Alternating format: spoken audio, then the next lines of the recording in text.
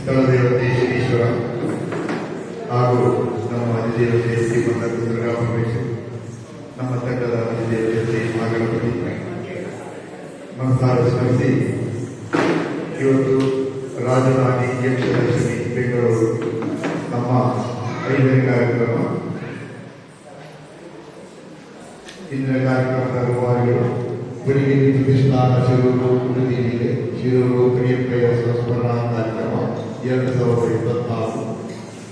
ಇವತ್ತಿನ ಈ ಕಾರ್ಯಕ್ರಮಕ್ಕೆ ಆಗಮಿಸಿದಂತ ವಿಶ್ವಜ್ಜ ಪ್ರೋತ್ಸಾಹಕರಿಗೆ ಶಿರವಾಗಿ ಹೊಂದುತ್ತಾ ಇದ್ದೇನೆ. ಅಲ್ಲದೆ ನಮ್ಮ ಈ ತಂಡ ಪ್ರಾರಂಭವಾಗಿ 4 ವರ್ಷ ಆಗಿದೆ. ಕರೋನಾ ಸಂಕಟದಲ್ಲಿ ಪ್ರಾರಂಭಗೊಂಡ ನಮ್ಮ ತಂಡ ಪ್ರಥಮ ವರ್ಷ 50 ಕಾರ್ಯಕ್ರಮ, 2 ವರ್ಷ 35 ಕಾರ್ಯಕ್ರಮ, ಹೋದ ವರ್ಷ 85 ಕಾರ್ಯಕ್ರಮ, ಈ ವರ್ಷ ಜುಲೈ 1ನೇ ತಾರೀಕಿಂದ ಅಕ್ಟೋಬರ್ 20ರವರೆಗೆ 100 ಕಾರ್ಯಕ್ರಮ ಮಾಡ್ತಾ ಇದ್ದೇವೆ.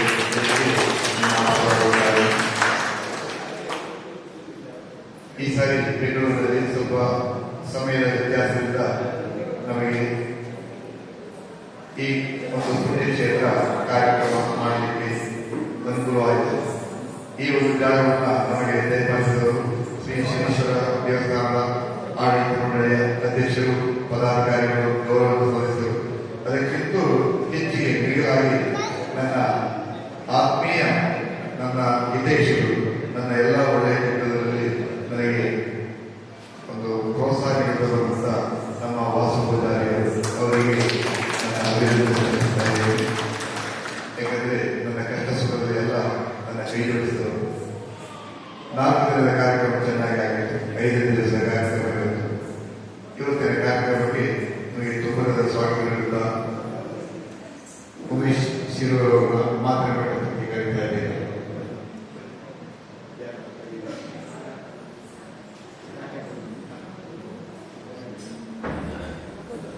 ಎಲ್ಲರಿಗೂ ನಮಸ್ಕಾರ. ಯಕ್ಷಗಾನ ಕವಿ ಶಿರೂರು ಮಣಿಯಪ್ಪಯ್ಯ ಸಂಸ್ಮರಣೆ 2024 ಕಾರ್ಯಕ್ರಮಕ್ಕೆ ಎಲ್ಲರಿಗೂ ಸುಸ್ವಾಗತ. ಈ ಕಾರ್ಯಕ್ರಮಕ್ಕೆ ಹಿರಿಯ ಯಕ್ಷಗಾನ ವಿದ್ವಾಂಸ ಡಾಕ್ಟರ್ ಆನಂದರಾಮ್ ಉಪಾಧ್ಯಾಯ, ಯಕ್ಷಗಾನ ಚಿಂತಕ ಅಜಿತ್ ಕಾರು, ಯಕ್ಷಗಾನ ಕವಿ ಹಿರಿಮನೆ ಮೃತ್ಯುಂಜಯ, ಹಿರಿಯ ವೇದಿಕೆಗೆ ಆಹ್ವಾನಿಸಿದ ತಮ್ಮ ಆಸನವನ್ನು ಸ್ವೀಕರಿಸಬೇಕಾಗಿ ಕೇಳಿಕೊಳ್ಳುತ್ತಿದೆ.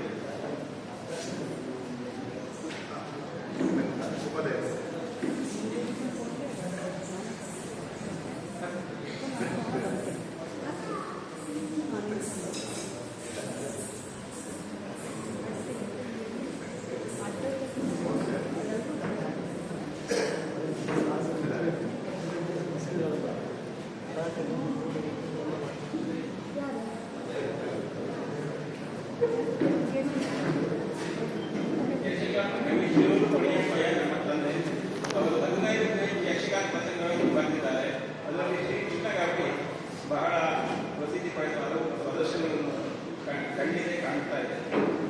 ಕಳೆದ 4 ವರ್ಷಗಳಿಂದ ನಾವು ಯಕ್ಷಗಾನ ಕವಿ ಶಿರೂರು ಪುಣಿಯಪ್ಪಯ್ಯನವರ ನೆನಪಿನಲ್ಲಿ ನಾವು ಅವರ ಮಕ್ಕಳು ಹಾಗೂ ಕುಟುಂಬಸ್ಥರು ಪ್ರತಿ ವರ್ಷ ಸಂಸ್ಮರಣಾ ಕಾರ್ಯಕ್ರಮವನ್ನು ನಡೆಸಿಕೊಂಡು ಬರುತ್ತಿದ್ದೇವೆ. ಇದು 4ನೆಯ ಕಾರ್ಯಕ್ರಮ. ಬೆಂಗಳೂರಿನಲ್ಲಿ ಪ್ರಥಮ ಬಾರಿಗೆ ಕಾರ್ಯಕ್ರಮ ನಡೆಯುತ್ತಿದೆ. ಕಳೆದ 3 ವರ್ಷಗಳಿಂದ ಶಿರೂರು ಪುಣಿಯಪ್ಪಯ್ಯ ವಿರಚಿತ ಸಂಗ್ರಹಿತ 12 ಯಕ್ಷಗಾನ ಪುಸ್ತಕಗಳನ್ನು ಪ್ರಕಟಿಸಿದ್ದೇವೆ. 3000 ತಾಳಿಗೆ ಪುಸ್ತಕಗಳ ಗ್ರಂಥ ಸಂರಕ್ಷಣೆ, ಡಿಜಿಟಲೀಕರಣ ಮೊದಲ ಕಾರ್ಯವನ್ನು ನಾವು ನಡೆಸಿದ್ದೇವೆ. ಈಗಿನ ಪುನೀತ್ ಪ್ರಶಸ್ತಿ ಪ್ರದಾನ ಹಾಗೂ ಶಿರೂರು ಪುಣಿಯಪ್ಪಯ್ಯ ವಿರಚಿತ ಯಕ್ಷಗಾನ ಯೌವನ ಪ್ರದರ್ಶನವನ್ನು ಹಮ್ಮಿಕೊಂಡಿದೆ. ಈ ಸಭೆಯ ಅಧ್ಯಕ್ಷತೆ ವಹಿಸಿಕೊಂಡಿರುವ ಡಾಕ್ಟರ್ ಆನಂದರಾಮ್ ಉಪಾಧ್ಯಾಯರು ಹಿರಿಯ ಯಕ್ಷಗಾನ ವಿದ್ವಾಂಸರು. ಯಕ್ಷಗಾನ ವಿಷಯದಲ್ಲಿ ಪ್ರಥಮ ಬಾರಿಗೆ ವಿಶ್ವವಿದ್ಯಾಲಯದ ದಾಖಲೆ ಪದವಿ ಪಡೆದ ಇವರು ಯಕ್ಷಗಾನ ಸಂಬಂಧಿತ ಹಲವು ಕೃತಿಗಳನ್ನು ರಚಿಸಿದ್ದಾರೆ. ಕನ್ನಡ ಸಾಹಿತ್ಯ ಸಮ್ಮೇಳನದಲ್ಲಿ, ಯಕ್ಷಗಾನ ಸಮ್ಮೇಳನದಲ್ಲಿ ಯಕ್ಷಗಾನ ಪ್ರಬಂಧಗಳನ್ನು ಮಂಡಿಸಿದ್ದಾರೆ. ಯಕ್ಷವಾಣಿ ಮುಖ್ಯಸ್ಥರಾಗಿ ಅನೇಕ ಆನ್ಲೈನ್ ಕಾರ್ಯಕ್ರಮದಲ್ಲಿ ಸಕ್ರಿಯವಾಗಿ ಭಾಗವಹಿಸುತ್ತಿದ್ದಾರೆ. ನಮ್ಮ ಆಹ್ವಾನಕ್ಕೆ ಪ್ರೀತಿಯಿಂದ ಬಂದಿದ್ದಾರೆ. ಇವರಿಗೆ ಕಾರ್ಯಕ್ರಮಕ್ಕೆ ಆತ್ಮೀಯ ಸ್ವಾಗತ. ಪ್ರತಿ ವರ್ಷ ಯಕ್ಷಗಾನ ಕವಿಗಳನ್ನು ಗೌರವಿಸುವುದು ನಮ್ಮ ಸಂಪ್ರದಾಯ. ಇತ್ತೀಚಿನ ದಿನಗಳಲ್ಲಿ ಕವಿಗಳಿಗೆ ಸರಿಯಾದ ಮಹತ್ವ ಸಿಗುತ್ತಿಲ್ಲ ಎಂದು ಹೇಳುತ್ತಿದ್ದಾರೆ. ಆದರೆ ನಾವು ಕವಿಗಳಿಗೆ ಗೌರವವನ್ನು ಕೊಡುತ್ತಿದ್ದೇವೆ. ನಮ್ಮ ಪ್ರತಿಷ್ಠಾನ ಮುಲ್ಕಿ ವೆಂಕಣ್ಣ ಕವಿಯ ಅಪರೂಪದ ಮಾನಸ ಚರಿತ್ರೆ, ಅಜ್ಜಂಗಿ ರಾಮಭಟ್ಟ ಬಿಲ್ಲ ವಂಶವದೆ, ತಾಮ್ರಧ್ವಜ ಪ್ರಸಂಗ ಬರೆದ ರತ್ನಾಪುರದ ರಾಮಕವಿಯ ಮೂಲದಾಸರ ಕಾರಣ, ಸೀತಾರಾಮ ಕವಿರಾಯರ ಶಲ್ಯಪೂರ್ಣ ಗದಾಪುರ ಮೊದಲಾದ ಪ್ರಸಂಗಗಳನ್ನು ಪ್ರಕಟಿಸುವ ಮೂಲಕ ಹಿರಿಯ ಕವಿಗಳಿಗೆ ಗೌರವ ನೀಡಿತು. ಅದೇ ರೀತಿ ಡಾಕ್ಟರ್ ವಸಂತ ಭಾರದ್ವಾಜ ಕರ್ತಾವರ ಮಧುರಾಂ ಶೆಟ್ಟಿ ಅವರನ್ನು ಪಣಿಗರಿ ಪ್ರಶಸ್ತಿ ನೀಡಿ ಗೌರವಿಸಿದರು. ಅಂತೆಯೇ ಈ ವರ್ಷ ಹಿರಿಯ ಯಕ್ಷಗಾನ ಕವಿ ವಿಂಟಿಮನೆ ಮಂತ್ರಿಯವರನ್ನು ಪಣಿಗರಿ ಪ್ರಶಸ್ತಿ ನೀಡಿ ಗೌರವಿಸುವ ಭಾಗ್ಯ ನಮ್ಮದಾಗಿದೆ. ಮೊದಲ ಬಾರಿ ವಿಂಟಿಮನೆಯವರಿಗೆ ನಾನು ಪ್ರಶಸ್ತಿ ವಿಷಯ ತಿಳಿಸಿದಾಗ ಅವರು ಒಪ್ಪಲಿಲ್ಲ. ಬೇರೆ ಕವಿಗಳಿಗೆ ನೀಡುವಂತೆ ಸಲಹೆ ನೀಡಿದರು. ಆದರೆ ನಂತರ ನಮ್ಮ ಕೋರಿಕೆಯನ್ನು ಮನ್ನಿಸಿ ಬಂದು ನಮ್ಮ ಗೌರವವನ್ನು ಸ್ವೀಕರಿಸುತ್ತಾರೆ. ಅವರಿಗೆ ಸುಸ್ವಾಗತ. ಶಿವಮೊಗ್ಗ ಜಿಲ್ಲೆಯ ಸಾಗರ ತಾಲೂಕಿನ ವಿಂಟಿಮನೆಯ ಮೂಲದವರು ಆ ಪ್ರದೇಶ ಅಣೆಕಟ್ಟಿನಲ್ಲಿ ಮುಳುಗಿದಾಗ ನಂತರ ಉತ್ತರ ಕನ್ನಡ ಜಿಲ್ಲೆಯ ಮೆಣಸಿನ ಹೋಗಿ ನೆಲೆಸಿದರು. ಈಗ ಬೆಂಗಳೂರಿನಲ್ಲಿ ವಾಸವಾಗಿರುವರು ಎನ್ಎ ಪದವಿಗಳು ವಿದ್ಯುತ್ ಇಲಾಖೆಯಲ್ಲಿ ಹಿರಿಯ ಇಂಜಿನಿಯರ್ ಆಗಿ ಸೇವೆ ಸಲ್ಲಿಸಿ ನಿವೃತ್ತರಾದರು. ಯಕ್ಷಗಾನದಲ್ಲಿ ಆಸಕ್ತಿ ಬೆಳೆಸಿಕೊಂಡ ಇವರು ಮೈನಾರಿಟಿ ಯಕ್ಷಗಾನ, ಲೋಕಲ್ ಸ್ವಯಂವರ, ಕಿರಣ ಪ್ರಾರ್ಥನ, ನಕ್ಷತ್ರ, ಸತ್ಯಾಗ್ರಹ ದೇವಿ, ನರಸಿಂಹ ಅವತಾರ ಮೊದಲಾದ ಚಂದೋಬದ್ಧ ಯಕ್ಷಗಾನ ಕೃತಿಗಳನ್ನು ರಚಿಸಿದ್ದಾರೆ. ಯಕ್ಷಗಾನ ಸಾಹಿತ್ಯದಲ್ಲಿ ಅಪಾರ ಜ್ಞಾನದಲ್ಲಿರುವ ಇವರು ಯಕ್ಷವಾಹಿನಿ ಸಂಸ್ಥೆಯು ಪ್ರಕಟಿಸಿದ ಕೋಶ ಯೋಜನೆಯ ಸಾಧನಕಾರರಾಗಿ 250 ಬಾಹ್ಯ ಪ್ರಸಂಗಗಳನ್ನು ಶುದ್ಧೀಕರಿಸುವ ಕಾರ್ಯದಲ್ಲಿ ನೀಡಿರುವ ಕೊಡುಗೆ ಅಪಾರ. ಎಲ್ಲಾ ಪ್ರಸಂಗಗಳ ಪದ್ಯಗಳನ್ನು ಪರಿಶೀಲಿಸಿ ಹಸ್ತಪಟ್ಟಿ ಮುದ್ರಣ ದೋಷಗಳಿಂದಾದ ಪದ್ಯಗಳನ್ನು ಸರಿಪಡಿಸಿ ಶುದ್ಧ ರೂಪದಲ್ಲಿ ಪ್ರಸಂಗ ಕೃತಿಗಳನ್ನು ನೀಡಿದ್ದಾರೆ. ಇದಕ್ಕಾಗಿ ನಾವು ವಿಂಟಿಮನೆಯನ್ನು ಗೌರವಿಸುವ ಮೂಲಕ ಅಭಿನಂದನೆಯನ್ನು ನೀಡುತ್ತಿದ್ದೇವೆ. ನಮ್ಮಲ್ಲದೆ ಇರುವ ಇನ್ನೊಬ್ಬ ಅತಿಥಿ ಬಹುಮುಖ ಪ್ರತಿಭೆಯ ಶ್ರೀ ಅಜ್ಜಿಕಾರ್. ಯಕ್ಷಗಾನದ ಬಗ್ಗೆ ಬಹಳ ಗೌರವ ಹೊಂದಿರುವವರು, ಅಪಾರ ಜ್ಞಾನ ಹೊಂದಿರುವ ವ್ಯಕ್ತಿ. ಜ್ಯೋತಿಷ್ಯ, ಬಹುವೃತ್ತಿಗಳ ಜೊತೆಗೆ ಯಕ್ಷಗಾನ ಕಲಾತ್ಮಕ ಗ್ರಂಥಧಾರಿಯಾಗಿ, ವೇಷಧಾರಿಯಾಗಿ, ಯಕ್ಷವಾಹಿನಿ ಒಟ್ಟುಕೋಶ ಸಂಪಾದಕರಾಗಿ, ಪ್ರವಚನಕಾರರಾಗಿ ಗುರುತಿಸಿಕೊಂಡವರು. ಈಗ ಯಕ್ಷವಾಹಿನಿಯ ಕಾರ್ಯದರ್ಶಿಯಾಗಿ ಅನುಸರಿಸುತ್ತಿದ್ದಾರೆ. ಯಕ್ಷಗಾನ ಒಟ್ಟುಕೋಶ ಮುಖ್ಯಸ್ಥರಾಗಿ 100 ಮಟ್ಟುಗಳನ್ನು ಪರಿಚಯಿಸುವ ಅಮೋಘ ಕಾರ್ಯವನ್ನು ಮಾಡಿದ್ದಾರೆ. ಹೀಗೆ ಯಕ್ಷ ಸಾಹಿತ್ಯಕ್ಕೆ ಅಪಾರ ಕೆಲಸ ಮಾಡಿರುವ 3 ಗಣ್ಯರಿಗೂ ನಮ್ಮಲ್ಲಿ ಇರುವುದು ಒಂದು ಸುಯೋಗವಿದೆ. ವಿಜಯಭಾಗವತ ಸದಾಶಿವರನ್ನು ಕಾಳಿಂಗನವರ ಶಿಷ್ಯರು. ತಮ್ಮ ಯಕ್ಷಗಾನದೊಂದಿಗೆ ಕಳೆದ 3 ತಿಂಗಳಿಂದ ಮುಂಬೈ, ಹೈದರಾಬಾದ್, ಬೆಂಗಳೂರು ನಗರಗಳಲ್ಲದೆ ಕರ್ನಾಟಕದ ಪ್ರತಿಯೊಂದು ಜಿಲ್ಲೆಗೆ ಹೋಗಿ ಯಕ್ಷಗಾನ ಪ್ರದರ್ಶನವನ್ನು ವಿಶಿಷ್ಟ ದಾಖಲೆ ನಿರ್ಮಿಸಿದ್ದಾರೆ. ಬಹುಶಃ ಬೇರೆ ಯಾವುದೇ ಯಕ್ಷಗಾನ ಇಷ್ಟೊಂದು ಪ್ರದೇಶಗಳಲ್ಲಿ ದಾಖಲೆ ಇಲ್ಲ. ಕರ್ನಾಟಕದ ಮೂಲೆಗಳಲ್ಲಿ ಅಪಾರ ಜನಸಂಪರ್ಕದಿಂದ ಪ್ರದರ್ಶನದಿಂದ ಅಮೀನದ ನೇತೃತ್ವ ಯಕ್ಷಗಾನ ವಿಶ್ವಮುಂದರೆ ಈಗ ಬೆಂಗಳೂರು ನಗರದಲ್ಲಿದೆ. ನಾವು ಕೂಡ ಈ ಯಕ್ಷಗಾನದಲ್ಲಿ ಭಾಗಿಯಾಗಿದ್ದು ಸಂತೋಷದ ವಿಷಯ. ಸದಾಶಿವ ಕಲಾತಂಡ ಇಂದು ನಮ್ಮಲ್ಲಿ ಕೈಗೊಳಿಸಿ ಈ ಕಾರ್ಯಕ್ರಮ ಯಶಸ್ವಿಯಾಗಿ ಕಾರ್ಯಕ್ರಮವಾಗಿದ್ದಾರೆ. ಅಮೀನರು ಶ್ರೀ ಕೃಷ್ಣಗಾವಳಿ ಪ್ರಸಂಗವನ್ನು 2-3 ವರ್ಷಗಳಿಂದ ಪ್ರದರ್ಶಿಸಿ ಜನಪ್ರಿಯಗೊಳಿಸಿದ್ದಾರೆ. ಅವರಿಗೂ ಸ್ವಾಗತ. ಎಲ್ಲ ಕಲಾವಿದರನ್ನು ಸ್ವಾಗತಿಸುತ್ತಾ ಮೊದಲಿಗೆ ಜ್ಯೋತಿ ಬೆಳಗಿಸಿ ಕಾರ್ಯಕ್ರಮಕ್ಕೆ ಚಾಲನೆ ನೀಡಬೇಕೆಂದು ವಿನಂತಿಸುತ್ತೇನೆ.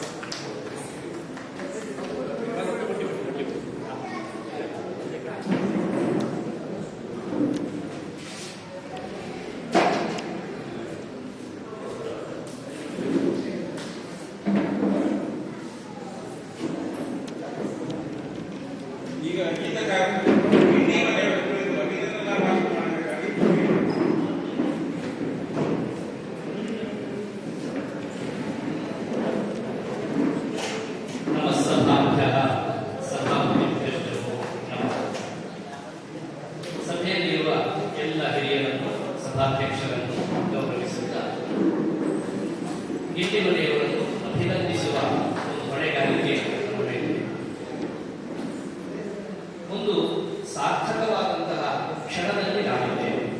ಕಾರಣ ಏನಂದ್ರೆ ನಮ್ಮ ಯಕ್ಷಗಾನ ಕಲೆ ಬಹಳ ದೊಡ್ಡದು. ಇದರಲ್ಲಿ ಎಲ್ಲವೂ ಇದೆ.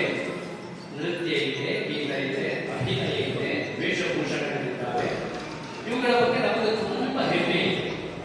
ಇದನ್ನು ಪ್ರತಿ ಕ್ಷಣದಲ್ಲಿಯೂ ಅಥವಾ ಪ್ರತಿ ಪ್ರಯೋಗಗಳು ಆದಾಗ ನಾವು ಭಾಷಣವನ್ನು ಮಾಡ್ತೇವೆ.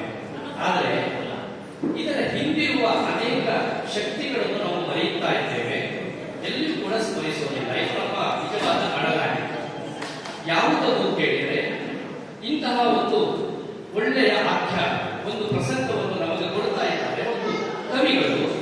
ಅವರ ಪರಿಶ್ರಮ ಏನಿದೆ ಇದು ನಮಗೆ ಗೊತ್ತೇ ಇಲ್ಲ. ಯಾಕೆ ಗೊತ್ತಿಲ್ಲ ಅಂದ್ರೆ ನಮಗೆ ಅವರ ರಂಗ ಪ್ರದರ್ಶನ ಮಾತ್ರ ಮುಖ್ಯವಾಗುತ್ತೆ. ಅಲ್ಲಿ ಬರುವ ವೇಷಗಳು, ಪಾತ್ರಗಳು, ವೇಷಭೂಷಣಗಳು, ವಿಶೇಷವಾಗಿ ಆ ಸಂಗೀತವನ್ನು, ಆ ಭಾಗವತಿಕೆಯನ್ನು ನಾವು ಆಸ್ವಾದನೆ ಮಾಡ್ತೇವೆ. ಆದರೆ ಆ ಭಾಗವತಿಕೆಗೆ ಬೇಕಾದ ಸಾಹಿತ್ಯವನ್ನು ಕೊಟ್ಟವರು ಯಾರು ಅಂತ ಹೇಳುವ ಬಗ್ಗೆ ಆಲೋಚನೆ ಮಾಡಿದರೆ ನಿಜವಾಗಿಯೂ ನಾವು ಮೊದಲಿಗೆ ಗೌರವಿಸಬೇಕಾದದ್ದು ಯಕ್ಷ ಕವಿಗಳನ್ನು. ಅಂತಹ ಒಂದು ಹಿರಿದಾದ ಕಾರ್ಯವನ್ನು ನಮ್ಮ ಉಮೇಶಣ್ಣ ಮಾಡ್ತಾ ಇದ್ದಾರೆ. ಅದು ಕೂಡ ಒಂದು ಸಾರ್ಥಕ ಹೇಗೆ ಅಂತಂದ್ರೆ ಸ್ವತಃ ಯಕ್ಷಗಾನ ಕವಿಗಳು ಹಾಗೂ ಬೇರೆಯವರು ಬರೆದಂತಹ ಪ್ರಸಂಗಗಳನ್ನು ಹಸ್ತಪ್ರತಿ ಮಾಡುವುದರಲ್ಲಿ ಸಿದ್ಧಹಸ್ತರು ಹಾಗೂ ತಾಳೇಗರಿ ಇಂತಹ ಒಂದು ಅಮೂಲ್ಯವಾದಂತಹ ಕೃತಿಗಳನ್ನು, ಆ ತಾಳೇಗರಿಯಲ್ಲಿದ್ದಂತಹ ಪ್ರಸಂಗಗಳನ್ನು ಕೂಡ ಸಂರಕ್ಷಣೆ ಮಾಡಿ ನಮಗೆ ಈಗಲೂ ಕೂಡ ಕೈಗೆ ದೊರಕುವ ಹಾಗೆ ಮಾಡಿದ ಮಹನೀಯರು ಶಿರೂರು ಪಣಿಯಪ್ಪಯ್ಯನವರು. ಅಂಥವರ ವಿಶಿಷ್ಟವಾದಂತಹ ಕೊಡುಗೆ ಅದನ್ನು ಅವರು ಧಾರೆ ಎತ್ತಿದ್ದಾರೆ, ಸಮಾಜಕ್ಕೆ ಯಕ್ಷಲೋಕಕ್ಕೆ ಧಾರೆ ಎತ್ತಿದ್ದಾರೆ. ಉಮೇಶ್ ಅವರು ನಿಜವಾದ ಮಗನಾಗಿ ಅವರು ಸಾರ್ಥಕರಾಗಿದ್ದಾರೆ. ಜೊತೆಗೆ ಅವರ ಆಯ್ಕೆ ಬಹಳ ಸೂಕ್ತವಾದದ್ದು. ಗಿಂಡಿಮನೆ ಮೃತ್ಯುಂಜಯ ಅವರು ಇದರಲ್ಲಿ ಒಂದು ವಿಷಯವನ್ನು ಹೇಳುವುದಕ್ಕೆ ಬಯಸ್ತೇನೆ. ನಿಜವಾಗ್ಲೂ ಅವರು ಹೇಳಿದ ಹಾಗೆ ಮೊದಲು ಅವರಿಗೆ ಸನ್ಮಾನ, ಈ ಪ್ರಶಸ್ತಿ ಪ್ರದಾನ ಅಂತ ಕೂಡ ಅವರು ಒಪ್ಪಲಿಲ್ಲ. ಅವರು ಉಮೇಶ್ ಅಣ್ಣನಿಗೆ ಫೋನ್ ಮಾಡಿದ್ರು, ಹೀಗೆ ಕಾರಣ ಈಗ ಗಿಂಡಿಮನೆಯವರಿಗೆ ಪ್ರಶಸ್ತಿ ಪ್ರದಾನ, ನೀವು ಆ ದಿವಸ ಬರಬೇಕು. ಆಯ್ತು. ಎರಡನೇ ದಿವಸವೇ ಫೋನ್, ಇಲ್ಲ ಗಿಂಡಿಮನೆಯವರು ಒಪ್ತಾ ಇಲ್ಲ, ನನಗಿಂತ ಸಮರ್ಥರಿದ್ದಾರೆ ಕವಿಗಳು, ನೀವು ಅವರಿಗೆ ಮಾಡಬೇಕು, ನನಗೆ ಬೇಡ ಅಂತ. ನಾವು ಒಂದು ಗ್ರಾಮೀಣ ಪ್ರಾಣಾಯಾಮ ಮಾಡಿದ್ದೇನೆ, ನಿಮಗೆ ಕೇಳೋದಿಲ್ಲ ಏನು ಅಂತ. ಯಾರಿಂದ ಹೇಳಿಸಿದರೆ ಗಿಂಡಿಮನೆಯವರು ಒಪ್ಪಬಹುದು, ಅವರು ಹೇಳಿಸಿದ್ದೇನೆ. ಇದರ ಪರಿಣಾಮ ನನಗೆ ಬಹಳ ಸಾರ್ಥಕ ನನಗೂ ಉಂಟು. ಯಾಕಂದ್ರೆ ಇವರಿಗೆ ನಿಜವಾಗಿಯೂ ಈ ಪಣಿಯಪ್ಪಯ್ಯನವರ ಈ ರೀತಿಯ ಒಂದು ಅನುಗ್ರಹ ದೊರಕಬೇಕಾಗಿದೆ. ಯಾಕಂದ್ರೆ ಒಂದು ಪ್ರಸಂಗ ರಚನೆ ನಾವು ಲೆಕ್ಕ ಹಾಕಬಹುದು, 6ರಿಂದ 7 ಪ್ರಸಂಗವನ್ನು ಅವರು ಬಂದಿದ್ದಾರೆ ಅಷ್ಟೇ ಅಂತ ಹೇಳಿ. ಆದರೆ ಅದರ ಹಿಂದಿರುವ ಪರಿಶ್ರಮ ನಿಜವಾಗಿಯೂ ಗಮನಾರ್ಹವಾದದ್ದು. ಹೇಳಿದರೆ ಭಾಗವತರಿಗೆ ಅನೇಕರಿಗೆ ಬೇಸರ ಆಗಬಹುದು. ಹಾಡುವಾಗ ಅನೇಕ ದೋಷಗಳು ನಮ್ಮಲ್ಲಿ ಆಗಿ ಹೋಗುತ್ತವೆ. ಪದಗಳಿರಬಹುದು, ಸಾಹಿತ್ಯ, ಅಕ್ಷರ ಲೋಪಗಳು, ವಿಪರೀತ ಅರ್ಥವನ್ನು ಕೊಡುವ ಪದಗಳು ಇತ್ಯಾದಿ ಇತ್ಯಾದಿ. ಅವುಗಳನ್ನೆಲ್ಲ ಎಷ್ಟು ಸೂಕ್ಷ್ಮವಾಗಿ ಗಮನಿಸಿದ್ದಾರೆ ನಮ್ಮ ಗಿಂಡಿಮನೆಯವರು ಅಂದ್ರೆ ಇದು ಅವರನ್ನು ಹೊಗಳುವ ದೃಷ್ಟಿಯಿಂದ ನಾನು ಹೇಳ್ತಾ ಇಲ್ಲ, ನಾನು ಸ್ವತಃ ಅನುಭವಿಸಿ ಹೇಳ್ತಾ ಇದ್ದೇನೆ. ಅವರ ಮುಂದೆ ಕುಳಿತು ಈ ಪ್ರಸಂಗಗಳಲ್ಲಿ ಬರಬಹುದಾದ ಇಂತಹ ವಿಪರೀತಗಳು ಯಾವುದು ಅಂತ ಕೇಳಿದ್ರೆ ಒಂದು ದಿವಸ ಖಂಡಿತ ಸಾಕಾಗುವುದಿಲ್ಲ, ಅಷ್ಟು ಪಟ್ಟಿ ಅವರ ಹತ್ರ ಉಂಟು. ಇಷ್ಟೆಲ್ಲ ಅಪಭ್ರಂಶಗಳು ನಮ್ಮ ಯಕ್ಷಗಾನ ರಂಗದಲ್ಲಿ ಇದ್ದಾರೆ ಅಂತ ಹೇಳಿ ಅಧಿಕೃತವಾಗಿ ಹೇಳಬಲ್ಲ ಮತ್ತು ಅದು ಹೀಗಾಗಬೇಕು ಅಂತ ಹೇಳಿ ತಿದ್ದಬಲ್ಲ ಒಳ್ಳೆಯ ಸಾಮರ್ಥ್ಯವನ್ನು ಹೊಂದಿದ ಸಾಹಿತ್ಯ ಪ್ರಜ್ಞೆ ಇರುವ ಯಕ್ಷಗಾನ ಕವಿಗಳು. ಆದ್ದರಿಂದ ಸಮಂಜಸವಾಗಿದೆ ಈ ಆಯ್ಕೆ ಅಂತ ಹೇಳುವಲ್ಲಿ ನನಗೆ ಹೆಮ್ಮೆ. ಇನ್ನು ಈ ಛಂದಸ್ಸು ಅಂತ ಹೇಳುವ ಒಂದು ವಿಭಾಗ ಬಂದ್ರೆ ತುಂಬಾ ಜಟಿಲವಾದ. ಯಾಕಂದ್ರೆ ಬೇರೆ ಎಲ್ಲ ಸಾಹಿತ್ಯಗಳನ್ನು ನಾವು ಗಮನಿಸ್ತೇವೆ, ಹೇಗೆ ಹಾಡಬೇಕು ಅಂತ ಅದಕ್ಕೊಂದು ಮಾದರಿ ಎನ್ನುವಂತಹದ್ದಿಲ್ಲ.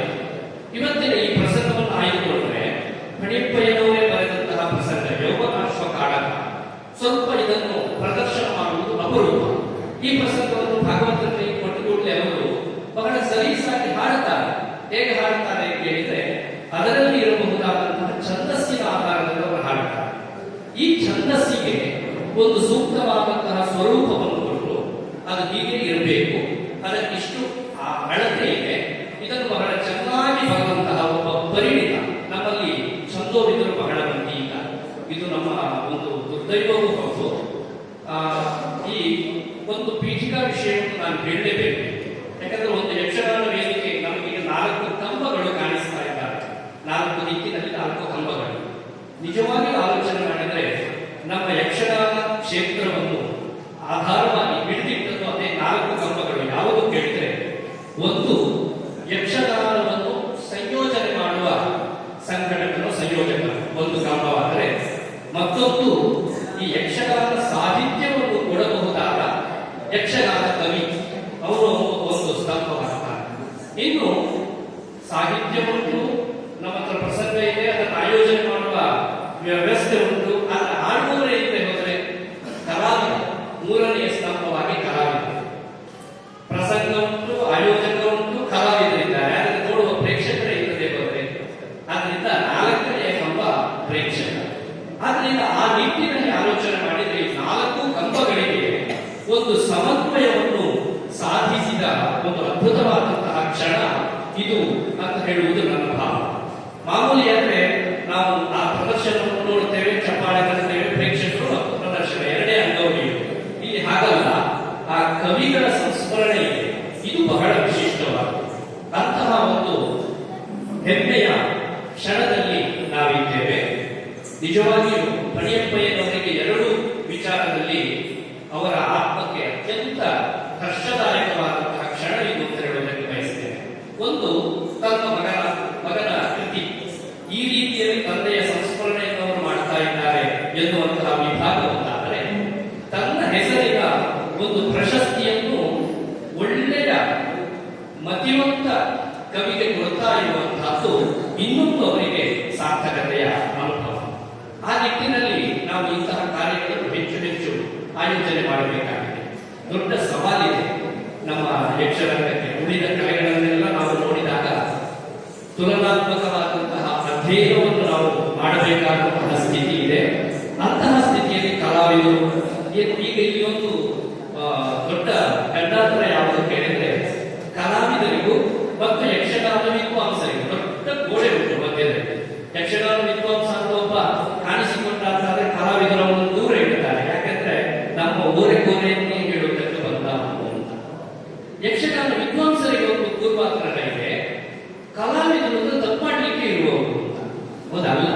ಇದು ಸಮನ್ವಯವನ್ನು ಸಾಧನೆ ಮಾಡಬೇಕಾದದ್ದು ಈ ರಂಗಕ್ಕೆ ನಾವು ಕೊಡಬಹುದಾದಂತಹ ಒಂದು ಕಾಣಿಕೆ.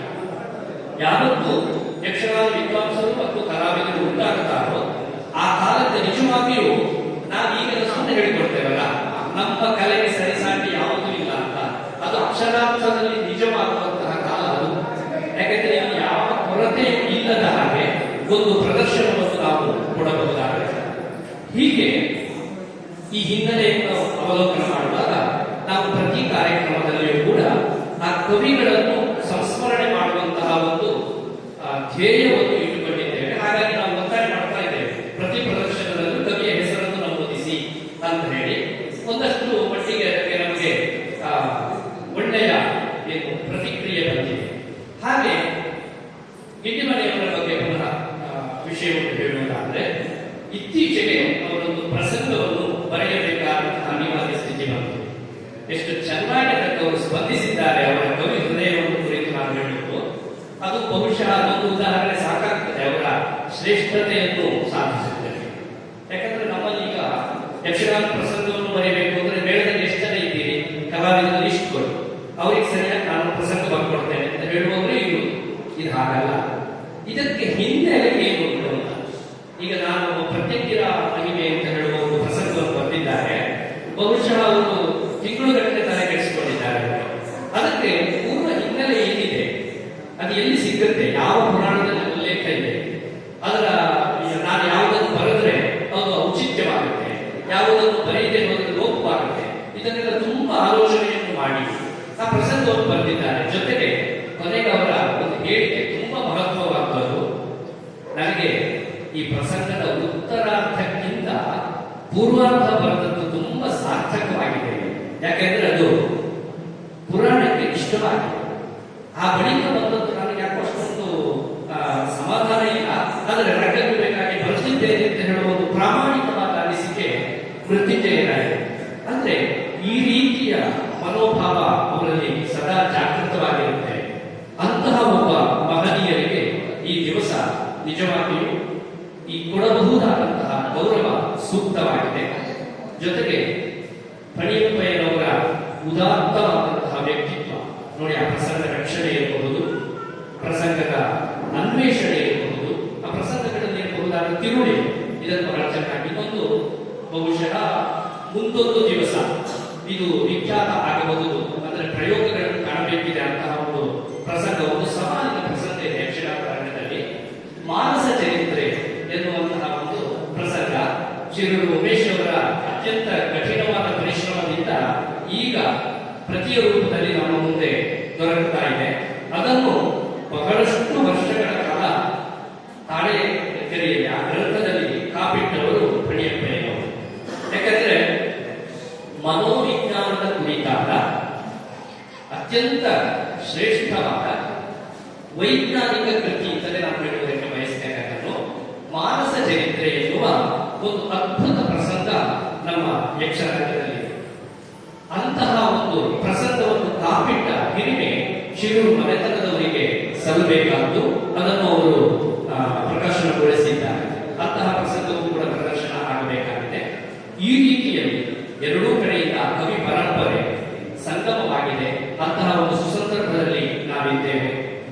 ಗತಿಸಿದ ಆ ಮಹಾಚೇತನ ಫಣಿಯಪ್ಪಯ್ಯನವರನ್ನು ನಾನು ಮನಸಾರೆ ವಂದಿಸುತ್ತಾ, ಅವರ ಹೆಸರಿನಲ್ಲಿ ಕೂಡ ಮಾಡಬಹುದಾದಂತಹ ಈ ಫಣಿಗೇರಿ ಪ್ರಶಸ್ತಿ ಅರ್ಹರಿಗೆ ಕೊಡ ಮಾಡಲ್ಪಡುತ್ತಿರುವುದು, ಅದಕ್ಕೆ ನಾವೆಲ್ಲ ಸಾಕ್ಷಿಗಳಾಗ್ತಾ ಇರುವುದು ಇದೊಂದು ಹೆಮ್ಮೆಯ ವಿಷಯ ಅಂತ ಹೇಳ್ತಾ, ಮತ್ತೊಮ್ಮೆ ಮಗದೊಮ್ಮೆ ನಾನು ಇಂದಿಮನೆ ಮೃತ್ಯುಂಜಯವರನ್ನು ಅಭಿನಂದಿಸ್ತೇನೆ. ಜೊತೆಗೆ ನಮ್ಮ ಸಭಾಧ್ಯಕ್ಷರಾದಂತಹ ಅನಂತರಾಮ ಉಪಾಧ್ಯಾಯರು ಯಕ್ಷಗಾನ ರಂಗದಲ್ಲಿ ಇರಬಹುದಾದ ಪ್ರಸಂಗಗಳನ್ನು ಕುರಿತು ಅಧ್ಯಯನವನ್ನು ಮಾಡಿ ಡಾಕ್ಟರೇಟ್ ಪದವಿಯನ್ನು ಪಡೆದವರು. ಅದೇನು ಸಾಮಾನ್ಯದ ಕೆಲಸವಲ್ಲ. ಅಂತಹ ಒಬ್ಬ ಚಿಕಿತ್ಸಕ ದೃಷ್ಟಿ ಇರುವ ಒಬ್ಬ ಯೋಗ್ಯ ವಿಮರ್ಶಕ ನಮ್ಮ ಈ ಸಭಾಧ್ಯಕ್ಷರಾಗಿರುವುದು ಕೂಡ ನಮಗೊಂದು ಹೆಮ್ಮೆ. ಇನ್ನು ಅಮೀನ್ರ ಬಗ್ಗೆ ಹೇಳಿದ್ರು, ನಮಗದು ಯಕ್ಷಗಾನ ಅಂತ ಕೂಡಲೇ ನೋಡಿ ಎಲ್ಲಿ ಹೋದ್ರು ಸುತ್ತಮುತ್ತ ನಿಲ್ಲುವುದೇನು ಕೇಳಿದ್ರೆ ಕಾಳಿಂಗರಾಮ ಅಂತ ಹೇಳುವ ಒಂದು ಹೆಸರಿಗೆ ಅದು ಏನಪ್ಪ ಗೊತ್ತಿಲ್ಲ. ತೆಂಗು ಅಂತ ಇಲ್ಲ, ಬಡಗು ಅಂತ ಇಲ್ಲ, ಬಡ ಗೊತ್ತಿಲ್ಲ, ಯಕ್ಷಗಾನ ಅಂತ ಸಾಕು, ಕೊನೆಗೆ ನಾವನ ಹೆಸರಿಗೆ ಬಂದಿಲ್ಲ. ಅಂತಹ ನಾವನ ಜೊತೆಯಲ್ಲಿ ಪಡಗಿದ ಮಹನೀಯ ನಮಗೆ ಅವರನ್ನು ನೋಡುವಾಗ ಅನ್ನಿಸ್ತದೆ, ಎಂತಹ ಪುಣ್ಯ ಮಾಡಿರ್ಬೇಕು ಈ ಮನುಷ್ಯ ಅಂತ ಹೇಳಿ. ಅಂದ್ರೆ ಸುದೀರ್ಘವಾದಂತಹ ಒಳನಾಟ ಅವರಿಗಿತ್ತೋ ಇಲ್ಲವೋ ಗೊತ್ತಿಲ್ಲ, ಆದರೆ ಸಾರ್ಥಕವಾದಂತಹ ಕ್ಷಣಗಳನ್ನು ಅವರು ನಾವನ ಜೊತೆಯಲ್ಲಿ ಕಳೆದಿದ್ದಾರೆ. ಅಂತಹ ಒಬ್ಬ ಸದಾಶಿವ ಅಮೀನ್ರು ತಂಡವನ್ನು ಕಟ್ಟಿಕೊಂಡು ಬಂದು ಇಲ್ಲಿ ಪ್ರದರ್ಶನವನ್ನು ಕೊಡ್ತಾ ಇದ್ದಾರೆ. ಅದು ಬೆಂಗಳೂರಿನ ಸ್ಥಿತಿಗತಿಗಳು ನಮಗೆ ಚೆನ್ನಾಗಿ ಗೊತ್ತಿದೆ. ಒಂದು ಪ್ರದರ್ಶನ ಮಾಡುವುದೇ ದೊಡ್ಡ ಸವಾಲು ಭಾಗವೇ. 10 ಪ್ರದರ್ಶನವನ್ನು ನೀವು ಇಲ್ಲಿ ಮಾಡ್ತಾ ಇದ್ದೀರಿ ಅಂತ ಹೇಳಿದ್ರೆ ಇದು ದೊಡ್ಡ ಸಾಧನೆ. ಹಾಗಾಗಿ ಇದಕ್ಕಾಗಿ ನಾನು ವಿಶೇಷವಾಗಿ ನಾನು ಅಭಿನಂದಿಸ್ತೇನೆ. ಜೊತೆಗೆ ಇವತ್ತು ನಾನು ಮತ್ತೊಂದು ಹೃದಯಪೂರ್ವಕವಾಗಿ ಒಂದು ಅಭಿನಂದನೆಯನ್ನು ಸಲ್ಲಿಸಬೇಕಾದ್ದು ಫಣಿಯಪ್ಪಯ್ಯನವರ ಈ ಅಪರೂಪವಾದ ಯುವನ ಶ್ಲೋಕಾರವನ್ನು ಮಾಡಿಸಿದೆ. ಯಾಕಂದ್ರೆ ಉಳಿದವರಾದ್ರೆ ಇದರಲ್ಲಿ ಎಂತ ಇಲ್ಲ ಸ್ವಾಮಿ, ಇದರ ಹಾಸ್ಯ ಇಲ್ಲ, ಶೃಂಗಾರ ಇಲ್ಲ, ನಮ್ಮ ಈ ಪ್ರದರ್ಶನಕ್ಕೆ ಒಗ್ಗೋದಿಲ್ಲ, ಬೇಡ ಅಂತ ಹೇಳಿ ರಿಜೆಕ್ಟ್ ಮಾಡಬಹುದಾದ ಒಂದು ಪ್ರಸಂಗ. ಆದ್ರೆ ಅತಿ ಮೌಲಿಕವಾದಂತಹ ಈ ಪ್ರಸಂಗವನ್ನು ಆಯ್ದು ಇದನ್ನು ಪ್ರದರ್ಶನಕ್ಕೆ ಬೇಕಾಗಿ ಅದಕ್ಕೆ ತುಂಬಾ ಸಿದ್ಧತೆಯನ್ನು ಮಾಡಿದ್ದಾರೆ. ಸುಮ್ಮನೆ ಇದನ್ನು ಏಕಾಏಕಿ ಪ್ರಸಂಗವನ್ನು ನೋಡುವುದು ಮತ್ತು ಪ್ರದರ್ಶನವನ್ನು ಮಾಡೋದು ಹಾಗೆ ಮಾಡಲಿಲ್ಲ, ಅದಕ್ಕೊಂದು ಗೌರವವನ್ನು ಕೊಟ್ಟಿದ್ದಾರೆ. ಆದ್ದರಿಂದ ಅವರನ್ನು ನಾನು ಆರ್ಥಿಕವಾಗಿ ಅಭಿನಂದಿಸ್ತೇನೆ. ಜೊತೆಗೆ ಉತ್ತಮವಾದಂತಹ ಸಭಾಸದರು ನೀವಿದ್ದೀರಿ, ಎಲ್ಲರೂ ಕಲಾಸಕ್ತರು, ಜೊತೆಗೆ ಶಿರೂರು ಮನೆತನದ ಮೇಲೆ ವಿಶೇಷ ಅಭಿಮಾನವನ್ನು ಇಟ್ಟು ಬಂದವರು ನೀವಿದ್ದೀರಿ. ಮತ್ತೆ ನಿಮ್ಮನೆ ಮೃತ್ಯುಂಜಯ ಸರ್ ಅವರ ಅಭಿಮಾನಿಗಳಿದ್ದೀರಿ. ಹಾಗೆಲ್ಲ ಅವರಿಗೆಲ್ಲರಿಗೂ ಕೂಡ ಪ್ರತ್ಯೇಕವಾಗಿ ಅಭಿನಂದಿಸುತ್ತಾ ಯಕ್ಷಗಾನ ಗೆಲುವಿಗೆ ಬಾಳಿಗೆ ಲೋಕ ಸಮಸ್ತ ಸುಖಿನೋ ಭವಂತು.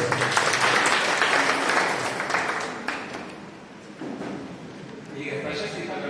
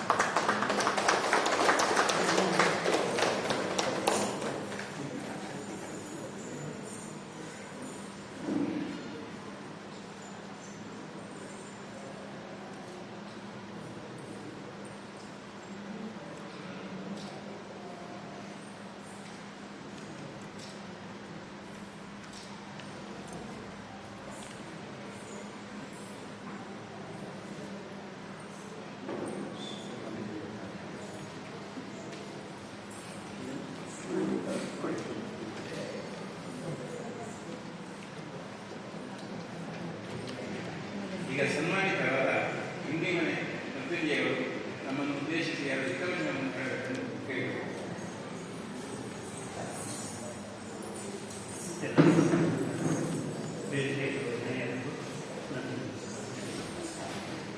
ಶ್ರೀಲಕ್ಷ್ಮೀ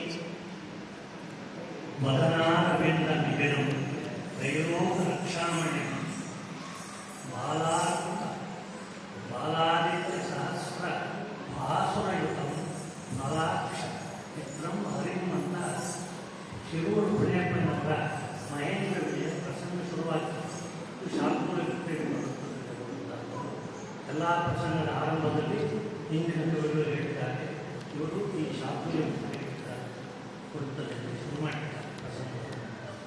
ಇವತ್ತು ಶಿರೂರು ಪುಣ್ಯಪ್ಪನವರ ಸ್ಮರಣೆ ನನಗೂ ಸಹ ಸನ್ಮಾನ ಮಾಡ್ತಾ ಇರುವಂಥದ್ದು ಒಂದು ಸಂತೋಷದ ವಿಷಯ. ಆದರೆ ಶತಯೋಜನ ವಿಸ್ತೀರ್ಣವಾದ ದಕ್ಷಿಣ ಸಮುದ್ರವನ್ನು ಲಂಘಿಸಿದ ಹನುಮಂತನೂ ಹಾಗೆ, ಅಂಗಳದಲ್ಲಿ 4 ಉಪ್ಪಳ ಉಪ್ಪಳಿಸಿದ ಕಪ್ಪೆಯೂ ಹಾಗೆ ಹನುಮಂತನ ಮುಂದೆ 6 ಕಪ್ಪೆಯು ಅವರು ಅಷ್ಟು ಶಿರೂರು ಪುಣಿಯಪ್ಪನವರ ಸಾಧನೆಯಲ್ಲಿ ನಾನು ಯಾವುದೇ ಅಪರಿಚಿತ ಪ್ರಸಂಗ ಸ್ಪರ್ಧೆ ಅಂತ ಹೇಳುವಂಥದ್ದು ಏನೂ ಅಲ್ಲ. ಶಿರೂರು ಪುಣಿಯಪ್ಪನವರು ಅವರು ಮಾಡಿದ ಸಾಧನೆಗೆ ಅವರಿಗೆ ಅವರ ಜೀವಿತಾವಧಿಯಲ್ಲಿ ಯಾವುದೇ ಸನ್ಮಾನ ದೊರೆತಿದ್ದು ನನಗೂ ಗೊತ್ತಿಲ್ಲ. ಆದರೆ ಅವರ ಹೆಸರಿನಲ್ಲಿ ನಾವು ಈಗ ಆ ಸನ್ಮಾನವನ್ನು ಪಡೆದುಕೊಳ್ತಾ ಇದ್ದೇವೆ. ಅವರನ್ನು ಸ್ಮರಿಸಿ ಅವರ ಪುಣ್ಯಪಾಲಕ್ಕೆ ನಮಸ್ಕರಿಸಿ ನಾನು ಸಂತೋಷದಿಂದ ಪ್ರಶಸ್ತಿಯನ್ನು ಸ್ವೀಕರಿಸಿದ್ದೇನೆ. ಇನ್ನು ನನ್ನ ಹಿತವಚನ ಅಂತ ಹೇಳುವಂಥ ಏನೂ ಇಲ್ಲ. ಆದರೆ ಪ್ರಸಂಗಕರ್ತ ಒಬ್ಬ ಪ್ರಸಂಗದ ಪ್ರಾಮುಖ್ಯತೆ ಏನು ಅನ್ನುವಂಥದ್ದು ಇವತ್ತು ಸಾಹಿತ್ಯವನ್ನೇ ಅಷ್ಟು ಚೆನ್ನಾಗಿ ಗುರುತಿಸಿಲ್ಲ. ಮುಂದಿನ ಭಾಗ ಮಾತ್ರ ಕಾಣ್ತದೆ. ಭಾಗವತರಿಂದ ಮುಂದಿನ ಭಾಗ ಮಾತ್ರ ಪ್ರೇಕ್ಷಕರಿಗೆ ಕಾಣುತ್ತೆ ಹೊರತು ಆ ಭಾಗವತರು ಹಾಡುವ ಹಾಡಿನ ಹಿಂದಿರುವ ಒಂದು ಪ್ರಸಂಗ ಕರ್ತ ಎನ್ನುವಂಥದ್ದು ಅವರಿಗೆ ಕಾಣುವುದಿಲ್ಲ. ಅದು ಸಹಜವಾಗಿ ಹಾಗೆ ಆ ಪ್ರಸಂಗಕರ್ತ ಆ ಒಂದು ಪ್ರಸಂಗವನ್ನು ಕಾಪಾಡುವುದು ಯಾರು, ಕಾಪಾಡಿಕೊಂಡು ಬಂದಿರುವುದು ಯಾರು ಅಂದರೆ ಭಾಗವತರು ಅನ್ನುವುದು ನಿರ್ದಿಷ್ಟವಾಗಿ ಹೇಳಬಹುದು. ಯಾಕೆ ಶತಮಾನಗಳಿಂದ ಯಾವಾಗ ಈಚೆಗೆ ಬರಬೇಕು, ಅದರ ಆಚೆಗೆ ಬಿಟ್ಟು ಇಲ್ಲ. ಎಲ್ಲೋ ದಕ್ಷಿಣ ಕನ್ನಡದ ಸುದ್ದಿಯಲ್ಲಿ ಬರುವ ಪ್ರಸಂಗವನ್ನು ಉತ್ತರ ಕನ್ನಡದ ಸುದ್ದಿಯಲ್ಲೂ ಆಡಿಸಬಹುದು. ಯಾಕೆ ಅಷ್ಟಪ್ರತಿ ಕೈಗಳ ಪ್ರತಿಯನ್ನು ಮಾಡಿಕೊಂಡು ಆಡ್ತಾ ಇದ್ದರು. ಅದನ್ನು ಹಾಗೇ ಅವರು ಹೇಗೆ ಬಂದಿದ್ದಾರೋ ಹಾಗೆ ಇಟ್ಟುಕೊಂಡು ಬಂದು ಕಲಾವಿದರನ್ನು ಉಳಿಸಿ ಜನಗಳನ್ನು ಕಳಿಸಿದವರು ಭಾಗವತರು. ಆದ್ದರಿಂದ ಭಾಗವತನ ಮೊದಲನೇ ವೇಷಧಾರಿ ಎಂಬುದಾಗಿ ಮೊದಲಿನಿಂದ ಹೆಸರಿದೆ. ಮುಖ್ಯಪಾತ್ರ ವೇಷಧಾರಿಯು 2ನೇ ವೇಷಧಾರಿ ಇರುತ್ತದೆ. ಭಾಗವತನು ಮೊದಲನೇ ವೇಷಧಾರಿ. ಹಾಗಾಗಿ ಭಾಗವತರಿಗೆ ತುಂಬ ಜವಾಬ್ದಾರಿ ಇದೆ. ಇಂದಿನ ಭಾಗವತರ ಕಲಾವಿದರ ಮೇಲೆ ಆದರೆ ಇವತ್ತು ಕಾಲದ ಬದಲಾವಣೆಯಿಂದಾಗಿ ಕಲಾವಿದರು ಭಾಗವತರ ಮೇಲೆ ಹೋಗಿದ್ದಾರೆ. ಅದಕ್ಕೆ ಏನು ಮಾಡಲಿಕ್ಕೆ ಆಗಲಿಲ್ಲ. ಆದರೆ ಭಾಗವತರ ಕೆಲವು ಜವಾಬ್ದಾರಿಯನ್ನು ಇವತ್ತು ನಿರ್ವಹಿಸ್ತಾ ಇದ್ದಾರೆ. ಇನ್ನೊಂದು ಚೆನ್ನಾಗಿ ನಿರ್ವಹಿಸಬೇಕು. ಇವತ್ತು ನೀವು ನೋಡಿದಾಗ ಈ ಪ್ರಸಂಗ ಆಡುವಾಗ ಎಷ್ಟೋ ಒದಗಿತವಾದಂತಹ ನಿಬಂಧನೆಗಳು ಇರುತ್ತದೆ. ಅದನ್ನು ಭಾಗವತರೇ ನೋಡಿಕೊಂಡು ಮಾಡ್ತಾರೆ. ಉದಾಹರಣೆಗೆ ಪ್ರವೇಶ ವೇಷಧಾರಿಗಳು ಭಾಗವತರು 2 ತಿಂಗಳೇ ಪ್ರವೇಶ ಮಾಡ್ತಾರೆ. ಅವರು ಚಂಡೆ ಮತ್ತು ಮಧ್ಯದಿಂದಲೇ ನಿಷ್ಕ್ರಮಿಸಬೇಕು. ಇದು ಯಾರು ಗಮನಿಸುವುದಿಲ್ಲ ಅಥವಾ ಇದು ಬರಲಿಕ್ಕಿಲ್ಲ. ಆದರೆ ಇದನ್ನು ಅನುಸರಿಸಿಕೊಂಡು ಬಂದಿದ್ದಾರೆ.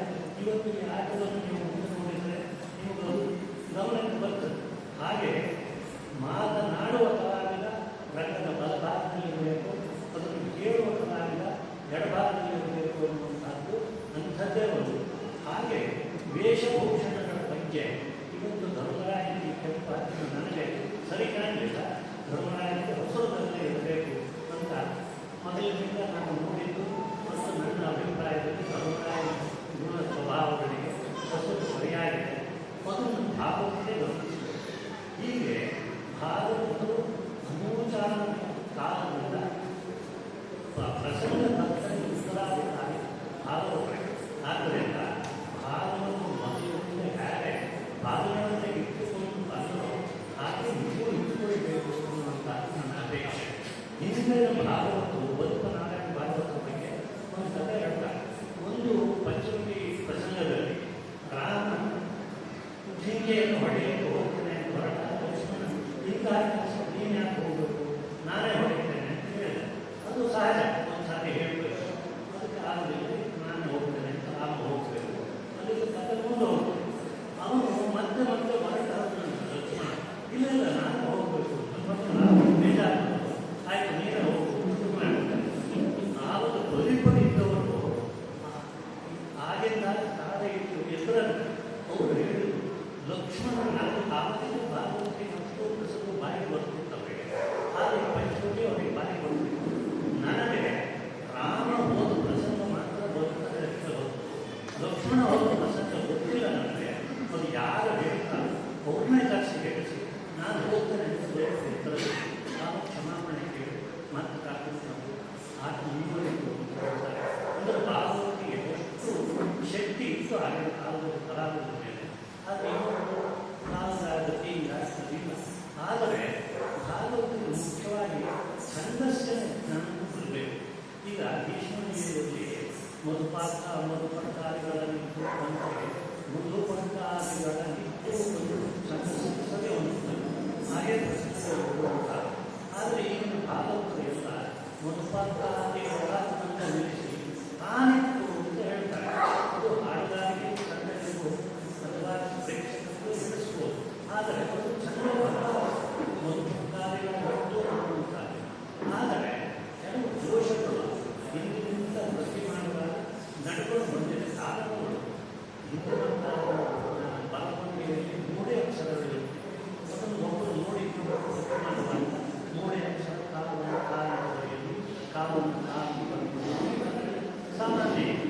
ಹಾಗೆ ದೀಪದ ಗೋಡೆ ಚಿಮಣಿ ಗೋಡೆಯಲ್ಲಿ ಸೀಮೆಎಣ್ಣೆ ಹಾಕಿ ಒತ್ತಿಕೊಂಡು ಆಮೇಲೆ ದೀಪದಲ್ಲಿ ನೋಡಿಕೊಂಡು ಕತ್ತಲಲ್ಲಿ ಬರುತ್ತಿದ್ದರು. ಅದು ಬಹಳ ಕಷ್ಟಪಟ್ಟು ಆ ಪ್ರಸಂಗ ವೃತ್ತಿಯನ್ನು ಮಾಡ್ತಾ ಇದ್ದರು. ಹಾಗಾಗಿ ಅನೇಕ ದೋಷಗಳು ಅದನ್ನು ಬಂದಿರ್ಬೋದು. ಅದು ತಪ್ಪನ್ನು ಹೇಳಿದ್ದಾಗಲಿ ಅದು ಅವರಿಗೆ ಮಾಡಿದ ದೋಷ ಅಂತ ಹೇಳಿದ್ದಾಗಲಿ ಕೇಸರಿ ವಸ್ತ್ರದಲ್ಲಿ ಕಂಡ ಶಿರವನ್ನು ಬಂದು ಈ ಕಡೆ ಕೇಸರಿ ವಸ್ತ್ರದಲ್ಲಿ ಯಾವ ಶಿರ ಕಂಡಿರುವ ಕಾರಣದಲ್ಲಿ ಬಂದು ಇತ್ತು. ಹಾಗೆ ಕೇಸರಿ ವಸ್ತ್ರದಲ್ಲಿ ಶಿರವನ್ನು ಕೇಸರಿ ವಸ್ತ್ರ ಬಹಳ ಆಲೋಚನೆ ಮಾಡಿ ಹೊಳೆಯಿತು. ಅದು ವಸ್ತ್ರ ಅಲ್ಲ, ವಕ್ರ ಮುಖ ಕೇಸರಿ ಸಿಂಹ ಕೇಸರಿ ಬಣ್ಣದ ಶಾಲೆಯಲ್ಲಿ ಇಟ್ಟು ಗೊತ್ತ ಅಲ್ಲ, ಸಿಂಹದ ಬಾಯಲ್ಲಿ ತಲೆ ಅಂತ ಅವನು ನೋಡಿದಾಗ ಹಾಡಿದ್ದು ಸಿಂಹವನ್ನು ಒಲಿಸಿದೆ ಅಂತ ಕೇಸರಿ ವಕ್ರದಲ್ಲಿ ಸರಿಯಾದ ಇಂಥದ್ದನ್ನು ನಾವು ಗಮನಿಸಿ ತಿದ್ದಬೇಕು ಅಂದರೆ ಅವರು ಸಾಹಿತ್ಯ ಜ್ಞಾನ. ಹಾಗಾಗಿ ಛಂದಸ್ಸು ಸಾಹಿತ್ಯದ ಜ್ಞಾನವನ್ನು ಆದಷ್ಟು ಅವರು ಬೆಳೆಸಿಕೊಂಡ್ರೆ ಮತ್ತು ನಮ್ಮ ಪ್ರಸಂಗಗಳನ್ನು ಓದಿ ತಪ್ಪುಗಳನ್ನು ತಿದ್ದಬಾರದು ಅಂತ ಏನಿಲ್ಲ. ಆದರೆ ಕಲಾವಿದರ ಅನುಭವಕ್ಕಾಗಿ ಕೆಲವು ಒತ್ತಿಡೋದೇ ಅಥವಾ ಬದಲಾಯಿಸಬೇಕು ಮಾಡಲಾಗಿದೆ. ಭಾಗವತರು ಇದನ್ನು ಗ್ರಹಿಸಬೇಕು, ಅದನ್ನು ಮಾಡಬಾರದು. ಅವರಿಗೆ ನಮ್ರವಾಗಿ ಹೇಳ್ಬೋದು, ನಿಮಗೆ ಈಗಿರುವ ಪ್ರಸಂಗ ನಾನು ಮಾಡ್ತಿಲ್ಲ, ನಿಮ್ಮ ಕೃಪೆ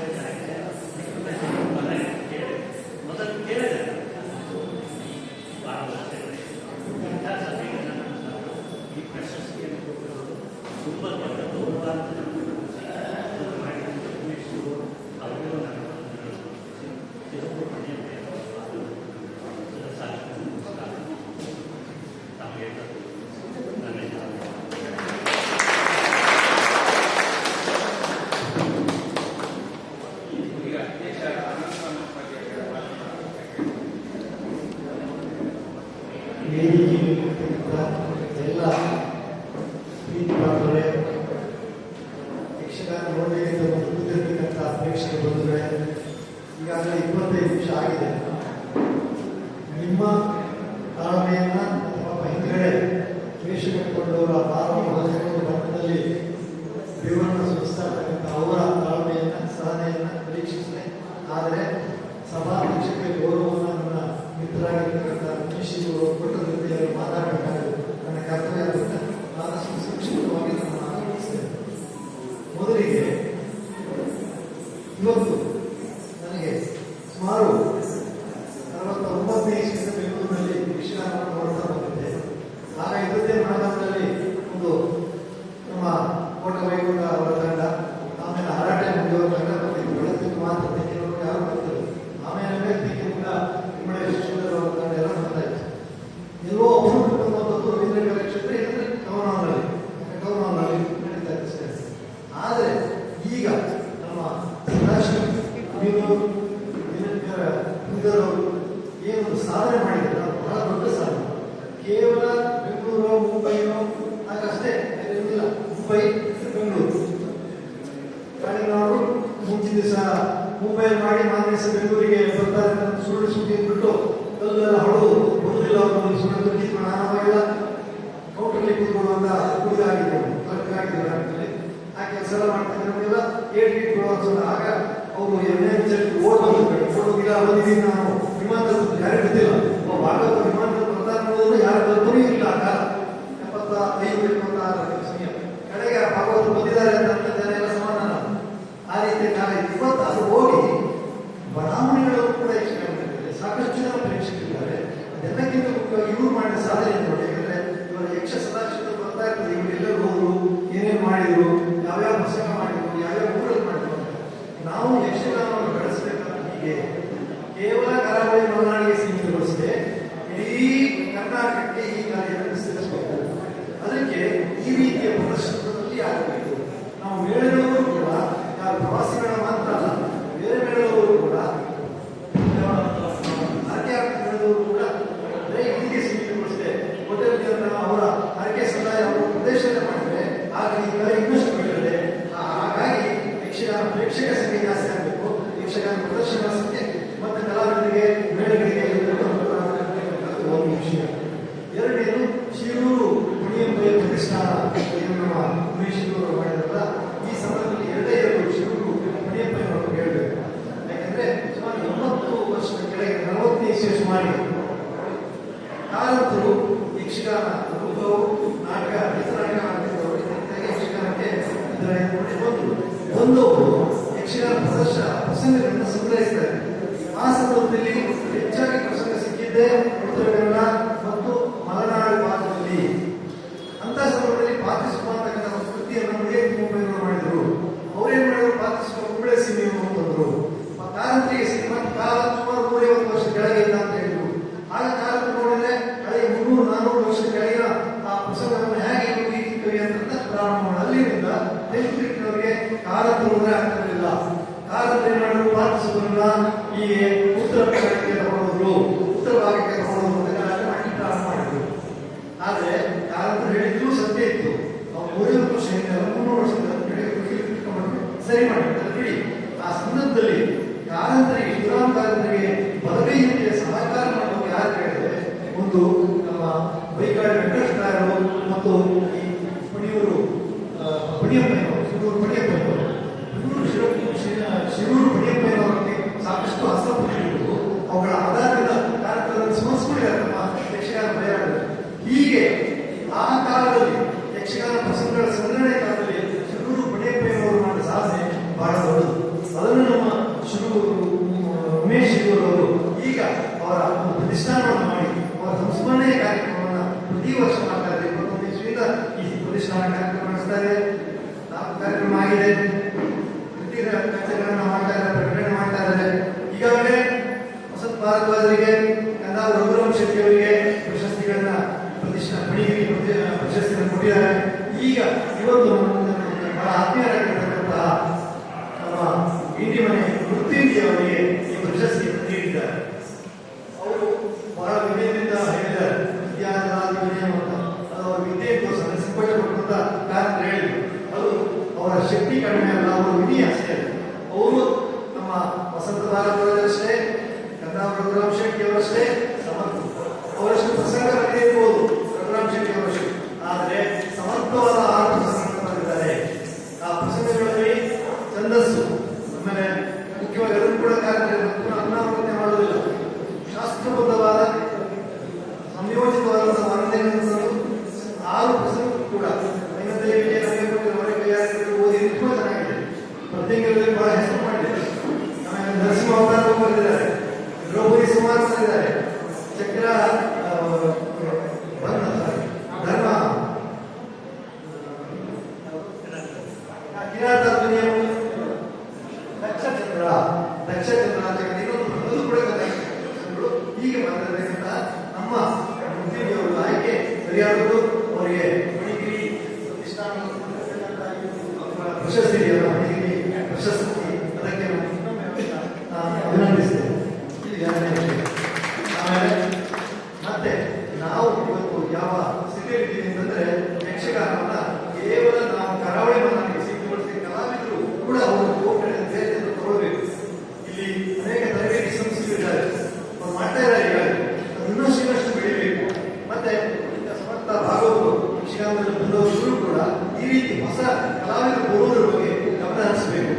ಮತ್ತೆ ಕಾಲಮಿತಿ ಬರುವುದರಿಂದ ಬಹಳ ಅನುಕೂಲ ಆಗಿದೆ, ಪ್ರೇಕ್ಷಕರಿಗೆ ಅನುಕೂಲವಾಗಿದೆ. ಅದನ್ನು ಬೆಳೆಸೋ ನಿಟ್ಟಿನಲ್ಲಿ ಪ್ರಯತ್ನ ಮಾಡಬೇಕು. ಕಳೆದ ವಾರ ಕರ್ನಾಟಕ ಸರ್ಕಾರದವರು ಅದೇ ಶುಕ್ರವಾರ ಶನಿವಾರ ಮೈಸೂರಿನಲ್ಲಿ ಒಂದು 15 ಅಕಾಡೆಮಿಯವನ್ನ ಕರೆದಿದ್ದು. ನಾನು ಕೂಡ ಯಕ್ಷಗಾನ ಅಕಾಡೆಮಿಯ ಪರವಾಗಿ ನಾನು ಮತ್ತೆ ನಮ್ಮ ಶಿವರಾಮ್ ಶೆಟ್ಟರು, ಆಮೇಲೆ ರಾಘವಂಬ್ಯ, ಮತ್ತೆ ವಿದ್ಯಾರ್ಥಿಗಳು ಕೇಶವ ಶರ್ಮಾ ಬಂದಿದ್ದೀವಿ. ನಾವು ಕೂಡ ಅನೇಕ ಇದನ್ನು ಹೇಳಿದ್ದೇವೆ. ಯಕ್ಷಗಾನವನ್ನ ರಾಜ್ಯದ ಪ್ರಾಥಮಿಕ ಕಲೆ ಅಂತ ಘೋಷಣೆ ಮಾಡಬೇಕು. ಕೇರಳಕ್ಕೆ ಇದೆ ಕಥಕಳಿ, ಒಡಿಶಾಗೆ ಇದು ಕಲೆ ಒಡಿಸಿ ಇದೆ. ಆಮೇಲೆ ಈ ಬೇರೆ ಬೇರೆ ರಾಜ್ಯಗಳು ಹೊಂದಿದೆ. ಮರಾಠಿ, ಮಹಾರಾಷ್ಟ್ರ, ತಮಾಷಾ, ಅವರು ನಮಗೆ ಚಿತ್ರನಾಗಿದ್ದಾರೆ. ಅವರು ಬೈಲಾಟವರು, ಕೃಷ್ಣ ಭಾರತಿಯವರು, ಮೂಡುಪಾಯದವರು, ಬೇರೆ ಬೇರೆ ಇದ್ದು ಯಕ್ಷಗಾನ ಅಂತಕ್ಕಂಥ ಒಂದು ಸಮಗ್ರ ಕಲೆ ಇದು. ಆದರೆ ಇದರ ಪ್ರಾಥಮಿಕ ಕಲೆ ಅಂತ ಕರೀದೆ ಹೋದರೆ ನಮಗೆ ಸಿಗ್ತಕ್ಕಂಥ ಸಮ್ಮಾನಗಳು ಅಥವಾ ಅಂತಾರಾಷ್ಟ್ರೀಯ ಮನ್ನಣೆ ಸಿಗುವುದಿಲ್ಲ. ಸಿಗಬೇಕಾದ್ರೆ ಇದು ಪ್ರಾಥಮಿಕ ಕಲೆ ಇರಬೇಕು. ಇದರ ಒಳ ಸಬ್ಸೆಕ್ಷನ್ ಅಲ್ಲ, ಹಾಗೆ ಇರಲಿ. ಒಟ್ಟು ಯಕ್ಷಗಾನ ಅಂತಕ್ಕಂಥದ್ದು ರಾಜ್ಯದ ಪ್ರಾಥಮಿಕ ಕಲೆ ಆಗಿರ್ತಕ್ಕಂಥ ಅದನ್ನ ನಿರ್ಣಯ ಮಾಡಿದ್ದೇವೆ. ಹಾಗೆ ಆಶಿಸ್ತಾ ಹೆಚ್ಚು ಮಾತಾಡಿದೆ. ಈ ಒಂದು ಅವಕಾಶ ಕೊಟ್ಟಿರುವಂತ ಉಮೇಶ್ ಅವರನ್ನ ನಾನು ಕೃತಜ್ಞತೆಯನ್ನು ಸೂಚಿಸ್ತಾ ಇಂಥ ಕಾರ್ಯಕ್ರಮದಲ್ಲಿ ನಿಜವಾಗ್ಲೂ ಒಳ್ಳೆಯ ಕೆಲಸ ಮಾಡಿದ್ದಾರೆ. ಆ ಪುಸ್ತಕ ಪ್ರಕಟಣೆ ಬಹಳ ಶಾಸ್ತ್ರಗಳು ಅವರಿಗೆ ಸಮರ್ಥ ಸಿಕ್ಕಿದ್ದಾರೆ. ವಸಂತ ಭಾರದ್ವಾಜ ಅವರು ಹೇಳ್ಕೊಂಡು ಒಳ್ಳೆ ಪ್ರಸಂಗಗಳು ಬಂದಿವೆ ಅಂತ ಪ್ರಸಂಗಗಳನ್ನು ಪ್ರಕಟಣೆ ಮಾಡುವ ಮೂಲಕ ಈ ಸಾಹಿತ್ಯವನ್ನು ಸಮೃದ್ಧಿಗೊಳಿಸತಕ್ಕಂಥ ಉಮೇಶ್ ಅವರನ್ನು ಅಭಿನಂದಿಸ್ತಾ, ಸದಾಶಿವರನ್ನು ಅಭಿನಂದಿಸ್ತಾ, ವಾಸು ಪೂಜಾರಿ ಅವರನ್ನು ಕೂಡ ಹೇಳಿದರು ಸಾಕಾರ ಹೋಗ್ಬೇಕು.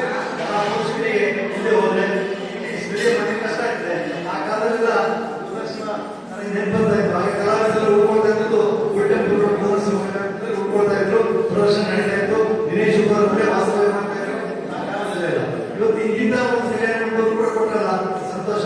ಆದ್ರಿಂದ ಶ್ರೀ ಗುರು ಶನೇಶ್ವರ ಸ್ವಾಮಿ ದೇವಸ್ಥಾನ ದೇವರನ್ನ ಸ್ಮರಿಸ್ತಾ, ಕೃಷ್ಣವನ್ನು ಅಭಿನಂದಿಸ್ತಾ, ಹಾಗೆ ಮಹಾಗಣಪತಿಯನ್ನ ಪ್ರಾರ್ಥಿಸ್ತಾ, ನಡುವು ಮಂದರ್ತಿ ದುರ್ಗಾ ಪರಮೇಶ್ವರನ್ನು ಕೂಡ ನಮಸ್ಕರಿಸ್ತಾ ಮಾತು ಮುಗಿಸ್ತೇವೆ.